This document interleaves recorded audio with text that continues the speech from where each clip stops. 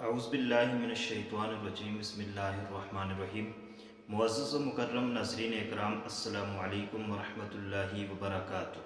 امید ہے کہ آپ سب خیر و عافیت سے ہوں گے۔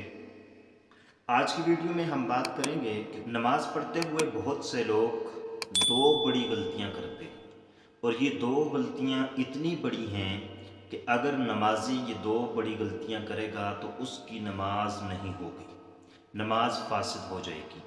اگر آپ اپنی نماز کو فاسد ہونے سے بچانا چاہتے ہیں تو ہماری آج کی ویڈیو کو مکمل دیکھیں تاکہ آپ کی نماز فاسد ہونے سے بچ جائے اور آپ کی نماز کامل اور مکمل ہو جائے، کیونکہ بہت سے لوگوں کو دیکھا گیا ہے وہ نماز پڑھتے ہوئے یہ دو غلطیاں کر لیتے ہیں اور پھر ان کو یہ علم بھی نہیں ہوتا کہ ہم یہ دو بڑی غلطیاں کر رہے ہیں، اور یہ دو غلطیاں ایسی ہیں کہ اگر کوئی بندہ یہ دو غلطیاں کرے گا تو اس کی نماز فاسد ہو جائے گی۔ سب سے پہلی غلطی جو اکثر عام کی جاتی ہے اور بہت سے لوگ اس غلطی کے اندر مشغول ہوتے ہیں اور یہ غلطی کرتے ہوئے نماز پڑھتے ہیں، وہ ہے قوما نہ کرنا۔ قوما کہتے ہیں رکوع سے سیدھے کھڑے ہونے کو، اور قوما کے معنی بھی یہی ہوتے ہیں کہ سیدھا کھڑا ہونا۔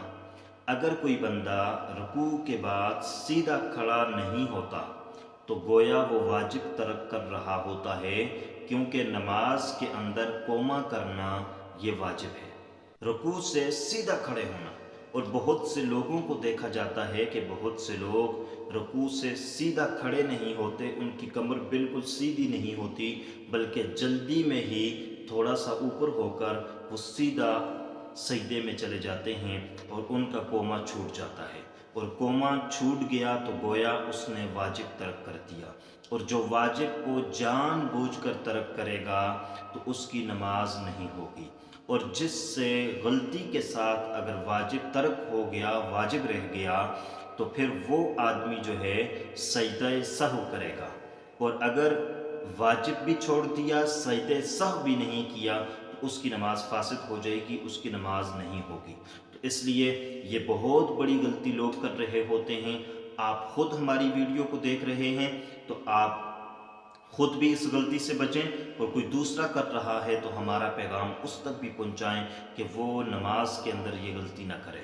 قوما ٹھیک طریقے سے ادا کریں، اور قوما جب آپ ادا کریں تو سو سے آپ جب سیدھے کھڑے ہو جائیں تو آپ سیدھے سمع اللہ لمن حمدہ کہہ کر سیدھے کھڑے ہوں، اسٹریٹ فارورڈ کھڑے ہوں، اور کھڑے ہو کر رکوع سجدے میں جانے سے پہلے کھڑے ہو کر آپ نے ربنا لک الحمد کہنا ہے، یا ربنا ولک الحمد آپ کہیں گے، اور اس کے بعد آپ تکبیر کہتے ہوئے سجدہ میں چلے جائیں گے۔